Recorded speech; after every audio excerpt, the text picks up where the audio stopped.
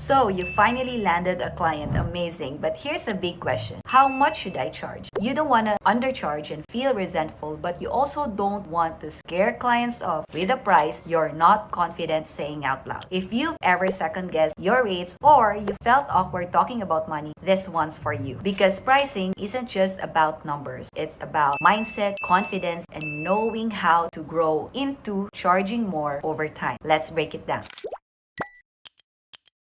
Hey everyone, it's me Coach Z, and in this channel, I share everything freelancing. If you're new here, welcome to my channel. If you've been with me for some time, thank you for staying. If you're brand new to freelancing, maybe fresh out of school or shifting from a different career, it's completely okay to start by benchmarking. Check what others in your niche are charging, find the average, and then charge slightly lower to start. Not because you don't deserve more, but it gives you space to grow into your confidence while getting real client experience. Here's a strategy I recommend. Start a bit lower, then for every successful project, add $1 or $5 or $15. Well, at least for hourly charging. Because for every win, every testimonial, every skill sharpened is a proof, not just for the client, but for you, that you are ready to charge more. Eventually, you will feel ready to move from starter rates to value-based pricing, where you charge based on the results you bring, not just time or tasks. The key here, start where you feel confident and not where others say you should be. Because pricing isn't just about math. It's about mindset. Because if you can't say your price out loud without flinching, then it will be hard for you to sell, no matter how good it looks on paper. So let's talk about the common ways freelancers charge their services and see what works for you best, alright? First is hourly rates. This is ideal for projects that are open-ended like consulting or retainer work. Just keep in mind there are only few hours in a day, so you're actually trading time for money. So how I usually charge my hourly rates before, I think I already shared this in my previous video, but just to share it quickly with you. What I do is lay down my income goals, the hours that I want to work in a week or in a year, and the expenses. So when I have all of those laid out, I have this simple computation to figure out how much per hour should I charge. If you want to know more about that, let me know in the comments. Next is project-based pricing. You charge a flat fee for an entire project. This is best for those with clear scope and defined scopes like website design. Just be sure you're not underestimating the time and effort it takes. Here's how I price based on projects or like a one-time fee. What I usually do is that I still base it on my hourly rate and then figure out the maximum hours it will take me to finish a project. Remember, the maximum hours it will take, okay? And then I will also assess the effort, the energy, and the brain work that it will take me to finish a project. Those are the things you need to consider when charging your project-based clients. Next is value-based pricing. This is the goal. You charge based on the results you create. So let's say your copy, your design, or your strategy will help a client generate $20,000 in revenue. Then charging $2,000 or $3,000 for a project is totally fair. What I usually do when I do lead sourcing or lead generation is that I check the website of the leads and see how much their offers are to see if it's aligned with my support and if I can really help them double or triple their revenue. Alright?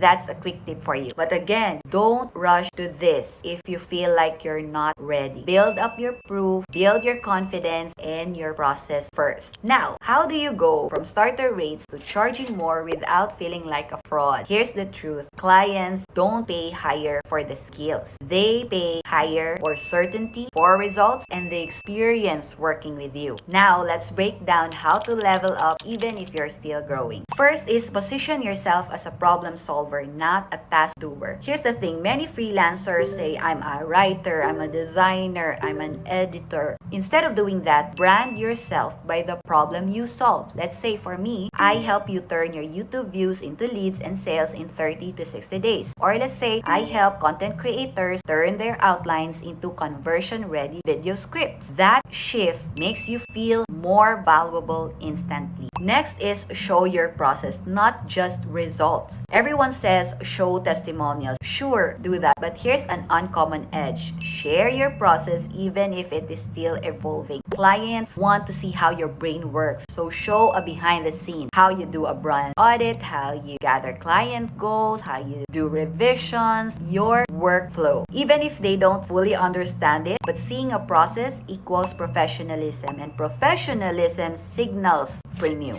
Next is make your proposal feel like it's a preview of what it's like working with you. Again, clients don't just decide based on the cost or the price. They actually base it on how they feel reading your proposal. So make it crystal clear. The goal of the project, what success looks like, timeline, communication, every single thing. Next thing is you can also do menu of options, like you have a basic package, a signature package, a premium package, so that the clients have options when it comes to working with you. So you can try this one. Most of the time, what works for me is only one signature package. But this menu of options actually works for other freelancers, so you can try this one out as well. Next is, I'm gonna say it again, only raise your rate when you have increased your clarity, your confidence, or client results, not just because a coach told you to do so. Raise it when you have successfully finished several projects, when you have refined your onboarding, and when you can speak clearly about the outcome you